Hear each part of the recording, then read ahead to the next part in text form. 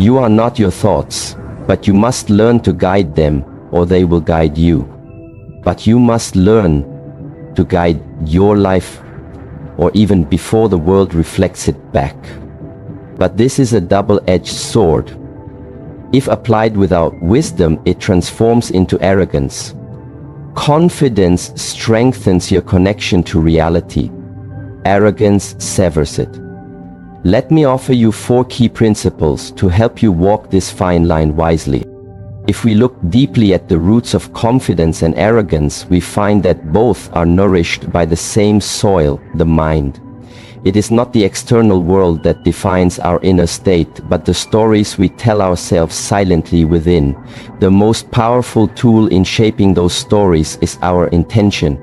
This is the brain hack that can either elevate your spirit or blind you to your own limitations.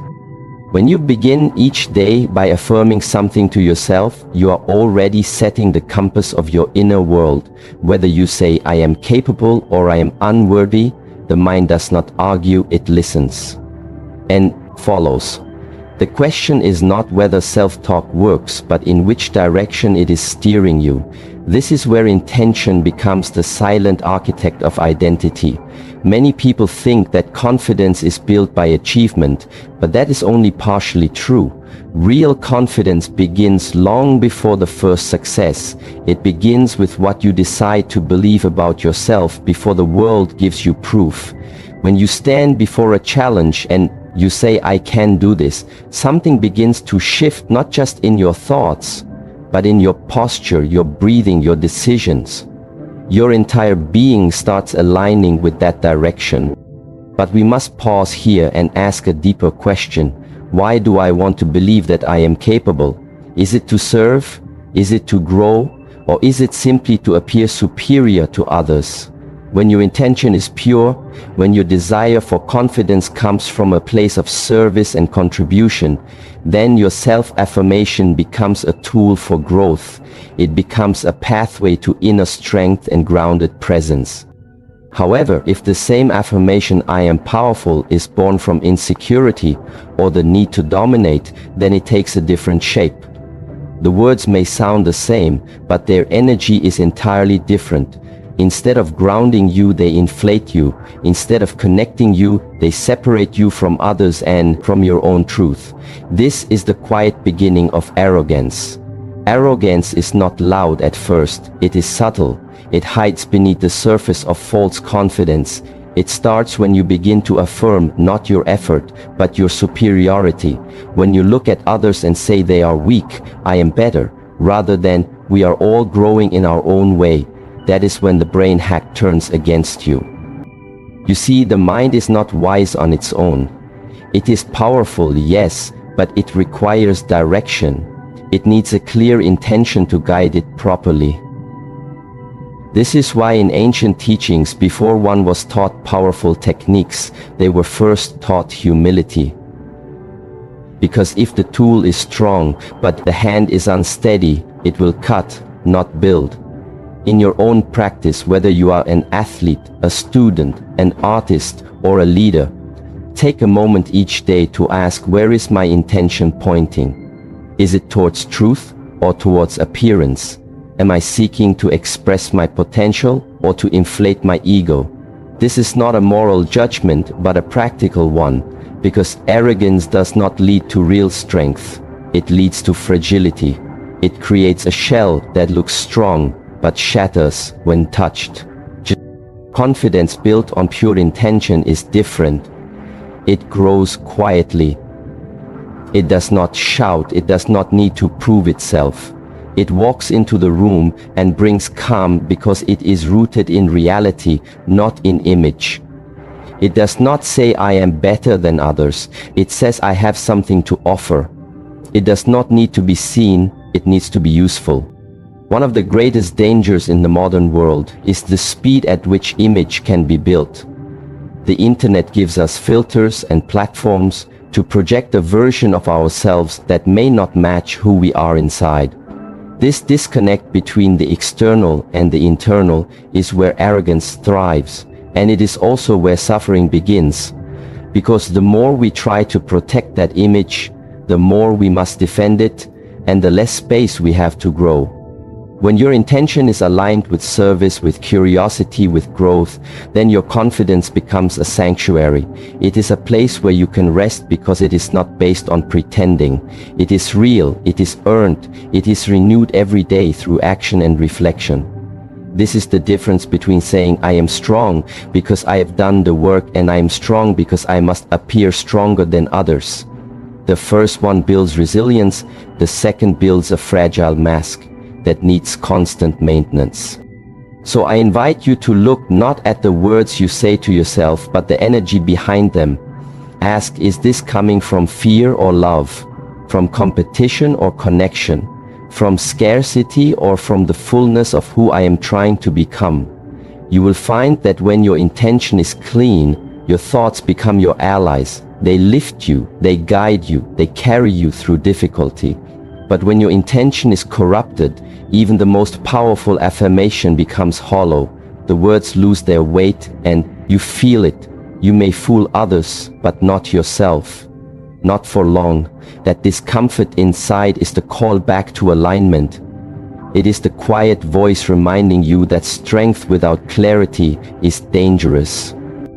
In this way, the same brain hack that can transform you into someone who walks through life with steady feet and open eyes can also turn you into someone lost in illusion and self-importance.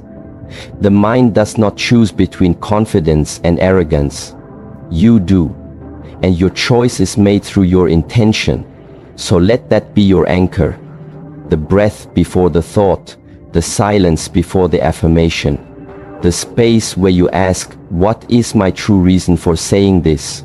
And in that space you will find your answer. Because true power is quiet, true growth is humble, and true confidence never needs to shout. Walk wisely, breathe fully, and remain rooted in truth. If we truly wish to understand confidence and why it lasts in some and fades in others, we must go deeper than surface appearances. We must explore where confidence is born, not where it is displayed. Many people chase the outer image of confidence, the posture, the tone, the look, but they miss its foundation. Confidence that endures is not a gift, and it is not an act. It is the outcome of repeated action. It grows out of. Think of a craftsman who works with his hands each day, shaping wood into form. Over time, his touch becomes precise, his rhythm natural, his mind calm. He does not need to say, I am skilled. His hands speak for him. That is real confidence. It arises from doing, from refining, from meeting resistance and moving through it, again and again until it becomes part of who you are. The mind often tries to skip the path. It wants to say, I am already enough, before it has tested its strength. And while it is important to affirm our worth, we must not confuse worth with skill.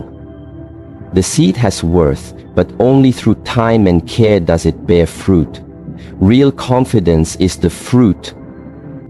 This is where many people fall into the trap of arrogance. They mistake declarations for development. They say I am a leader before they have served. They say I am wise before they have listened. They want the fruit without nurturing the root.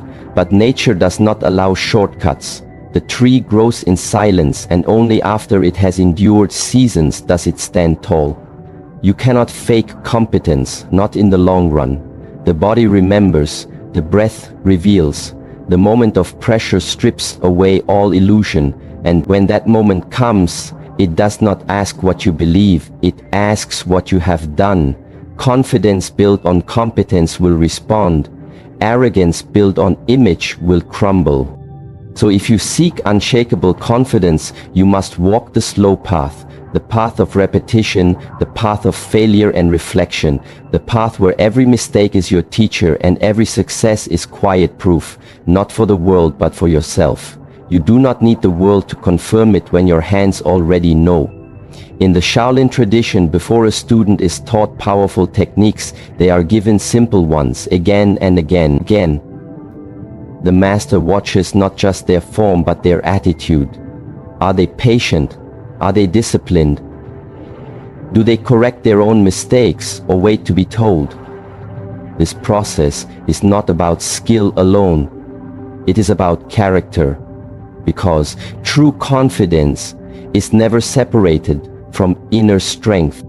Competence is not perfection. It is not about never making mistakes. It is about knowing how to respond when they happen. It is about being familiar with difficulty and learning how to move through it with grace. It is about knowing that your foundation is strong because you built it with effort, not because someone told you it was. This is why people who have earned their strength rarely boast. They have no need to. They know what it cost, they respect the process more than the praise. And they also recognize it in others quietly. They know the difference between someone who acts confident and someone who is. When you build competence, your confidence comes with calm, not with noise. It allows you to walk into uncertainty, not because you know everything, but because you trust yourself to figure it out. You are not afraid of not knowing. You are only focused on learning. On the other side, arrogance fears the unknown. It tries to cover it with big words, with postures, with judgment. It avoids challenge because challenge threatens the image. And slowly that image becomes a prison. A person becomes trapped in defending who they think they are instead of becoming who they are meant to be. The practice of building competence is not always exciting. It often looks like repetition, it feels like boredom. It demands humility, because you must be willing to say, I do not know yet, I am not ready yet, I will keep trying. That is not weakness, that is the birthplace of mastery. The brain hack that turns thoughts into belief only works when those beliefs are tested. If you say, I am confident but never face discomfort, your words remain empty. But if you face difficulty and stay with it, breathe through it, move through it, then those same words become powerful. They are backed by memory, by evidence, by truth. In this way, your brain begins to understand what you are capable of, not because you imagined it, but because you lived it. That is the kind of confidence no one can take from you, because no one gave it to you. You built it with your own breath, your own time, your own choices. Every time you show up, every time you stay longer than comfort wants you to, every time you learn from failure, you are feeding the roots of competence, and the fruit will come quietly, without effort. It will be seen in your eyes, in your walk, in your presence. You will not need to say anything because you have already said it with your life. So if you find yourself doubting, if you wonder whether you have what it takes, do not chase confidence directly. Chase confidence. Wake up and do what must be done again and again. Watch your thoughts, but more importantly, watch your actions. Let your actions teach your mind who you are. Confidence is not the firework, it is the steady flame that stays lit through wind and rain. That flame is kept alive by competence, not by noise, not by titles, not by applause. Return to your practice, return to what you are building. Let the world speak when it is time. Until then, let your work be your answer. Walk quietly, move deeply, and let confidence rise from the ground you have walked. The mind listens. It listens whether you speak out loud or only in silence. It listens when you whisper to yourself with doubt and when you speak with power and belief. What you say to yourself in these moments becomes the shape of your reality. This is the brain's most underestimated ability and also its most dangerous gift. Because self-talk is not just a habit, it is a weapon. And like any weapon, it can protect or it can harm depending on how you use it. When you wake in the morning, the first thoughts that move through your mind already begin to shape your direction. If you say, I am not ready, I am tired, I do not want to face this, the body will agree. The breath will change, the shoulders may drop. The energy becomes low, not because the day is difficult, but because the mind declared defeat before the challenge began. On the other hand, if you say, I will move forward, I can handle what comes, your inner system begins to align with that command. It is not magic, it is biology.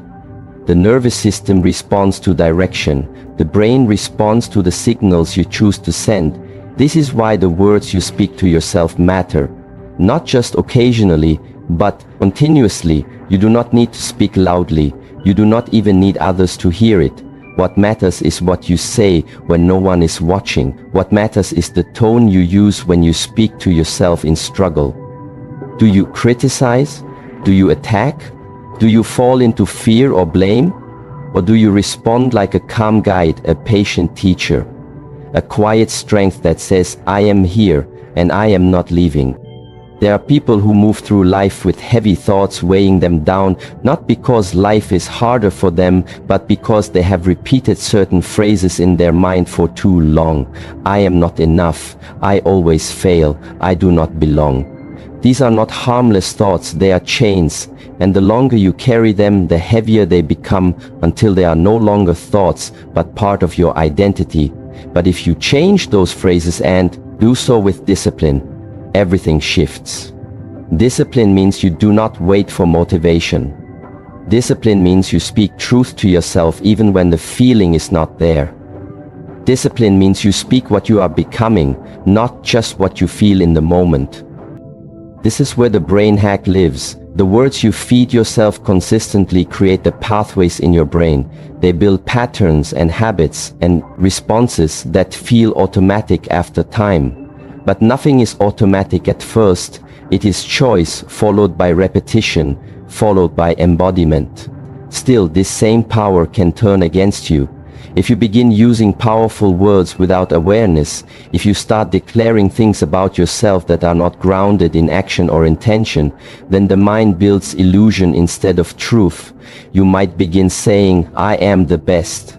I am beyond mistakes.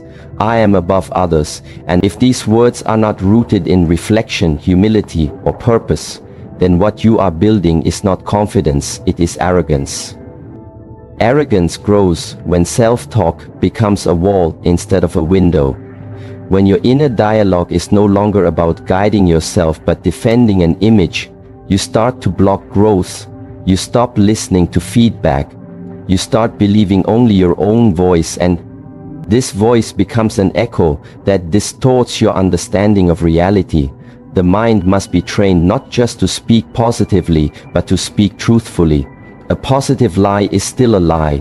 Saying I am perfect will not help you grow. Saying I am learning will. Saying I never make mistakes will blind you. Saying I learn from every mistake will open you. Self-talk is not about fantasy. It is about forming a relationship with yourself that is rooted in respect and awareness. When you speak to yourself during moments of pain or failure, you are given an opportunity to rewire your brain. You can either repeat the same destructive script, or you can pause, breathe, and choose new words. Words that bring clarity, words that remind you who you are beyond the situation, words that lift you without disconnecting you from your responsibility. This is why self-talk must be used with care. It is powerful, too powerful to use recklessly.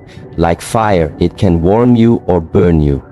Like a blade, it can protect you or injure you, depending on your awareness.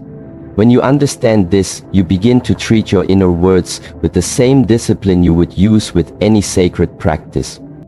Every person will face doubt, fear, uncertainty. That is not weakness, that is life. The difference is how you respond to those feelings. Do you add to them with careless words, or do you speak with intention? Do you let the storm inside grow, or do you remind yourself of your center? Even something as simple as saying, I am here, I am breathing, I am not finished yet, can begin to shift your state. The words do not have to be grand, they have to be real, they have to be you. So when you speak to yourself, remember, this is not just a mental exercise, it is a training of spirit. It is a way of walking through the world with clarity, not illusion. When your inner words are clear and grounded, your outer actions begin to reflect that strength. When your inner voice is arrogant or delusional, your outer world becomes unstable and defensive. The goal is not to silence the voice, but to guide it, to bring it into alignment with your values, with your efforts, with your purpose. Let your words follow your actions. Let your affirmations follow your discipline. Let your mind serve you by feeding it with direction, not fantasy. The brain listens always, and so you must speak wisely, not once but daily, not only in ease but especially in difficulty. Self-talk is a tool of transformation only if you wield it with care. It can carry you through doubt or deepen your illusions. It can build strength or build ego. The choice is not in the words alone, but in how and why you say them. Speak with care, speak with truth, and let the voice inside you become your greatest support, not your deepest enemy. As we walk further into the nature of confidence and its shadow arrogance, we arrive at a truth that many avoid because it does not shine loudly or seek recognition. Humility is the guardian of true power. Without humility, confidence becomes hollow. It becomes a shell that may seem strong on the outside but has no weight within. It is humility that grounds us and keeps the mind clear as we grow in skill, in knowledge, in strength. When you begin to develop confidence through intention and through competence, when you discipline your inner voice and direct your thoughts with care, there is a subtle danger that rises quietly. It is the temptation to believe you are above others, to begin comparing your growth not with your own past, but with the weakness of others. And in this moment you may not notice that your confidence has started to rot. This is why humility is not a weakness but a necessity. It does not ask you to pretend you are small. It asks you to remain aware of how much more there always is to learn. It asks you to keep your eyes on the path, not on the applause. Because applause fades, and when it does, if your strength was built on praise, it disappears with the noise. But if your strength was built on effort and kept humbled by self-awareness, it cannot be taken. True power is not loud. It does not enter the room needing to prove itself. It is calm, it observes, it respects those around it because it knows what it took to walk the path, and it knows that others are walking theirs too. Power without humility is dangerous, not just to others but to yourself. It blinds you to your own limits. It makes you stop listening. It convinces you that you are finished when you are only beginning. In the ancient way, the strongest warriors bowed first, not because they were beneath others, but because they had the discipline to control their ego. They understood that pride is the first thing that must be defeated before any battle begins. They were not afraid to kneel, because they knew their strength did not live in how high they stood, but in how deeply they understood themselves. So when you feel yourself growing stronger, when your skills improve, when your voice becomes more steady, when others begin to notice you, that is the moment to be most careful. That is the moment to return to stillness, to return to practice, to remember what it felt like to struggle, to fail, to not know, because those moments taught you more than praise ever will. Humility does not mean you do not recognize your growth. It means you see it without needing to shout it. It means you acknowledge your progress without using it to measure others. It means your confidence becomes a quiet offering, not a loud declaration. When people meet you, they feel strength, not because you say, "I am strong," but because they sense you are present, open and grounded. This presence comes from knowing yourself deeply, from walking through failure, from facing discomfort, from returning again and again to the practice. Not for attention, but for alignment. Confidence without humility begins to drift toward illusion. You start believing you are always right. You stop learning. You stop seeing the wisdom in others. You forget that your strength came not from being above others, but from working within yourself. There is also peace in humility, because when you no longer need to prove you are strong, you are free. You can focus. You can listen. You can grow with less resistance. You are not driven by image, but by purpose. You can walk into any space without fear of being seen as weak, because you are no longer trying to appear as anything. You are simply being who you are. That kind of confidence cannot be disturbed. It is not shaken by opinion. It is not destroyed by challenge. It lives in movement, in breath, in action. Humility allows you to carry this strength without burden, without needing to be perfect, without hiding your flaws. You do not need to hide what you are still working on when you are not pretending to be complete. In this way, humility protects you from arrogance, not by making you small, but by keeping you real. You can lead without controlling. You can teach without forcing. You can grow without comparison, because you know that every step is part of the journey and no one is above the path. When you see someone else succeeding, your confidence does not shrink, because your humility reminds you that their success does not take anything from you. There is space for all to grow. You can celebrate others without losing yourself, and that is a sign of true strength. When someone criticizes you or challenges you, your confidence is not broken because your humility allows you to reflect without collapse. If we train strength without humility, we are only training the surface. If we grow skill without character, we are building a tower without a foundation. It may rise quickly, but it will fall just as fast. The deeper your roots, the higher you can rise without fear. In your own journey, let humility be your guide. Let it remind you to listen more, to speak with care, to act from truth, not ego. Let it bring softness to your strength and clarity to your ambition. Let it be the part of you that never forgets the beginning, even when you reach higher places. Because the moment you think you have reached the top is the moment you stop climbing. The moment you believe you are above learning is the moment you begin to fall. And if you fall with humility, you rise again. But if you fall with arrogance, you stay down longer, not because you cannot rise, but because you refuse to see the ground. So stay grounded, stay aware. Let every success bring you closer to your purpose, not your pride. Let every gain deepen your gratitude. Let every compliment remind you of those who helped you. Let your silence speak when words are not needed, and let your actions reflect your values. Walk forward with steady feet, with open hands, with eyes that see, and a heart that remembers where you started. Let your confidence be still. Let your power be humble. Let your presence speak quietly, and let your journey continue without noise.